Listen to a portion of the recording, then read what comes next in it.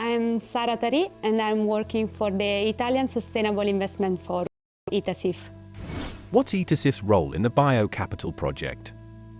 Within BioCapital, we are working in the first phase of the project, and we did a lot of research on the biodiversity-related investment and also the policy framework around it. What are your expectations for the next phase of the project? What I am expecting for the next phase is also to have some concrete idea of how to relate this financial investment that we have discovered within the territorial places of the project.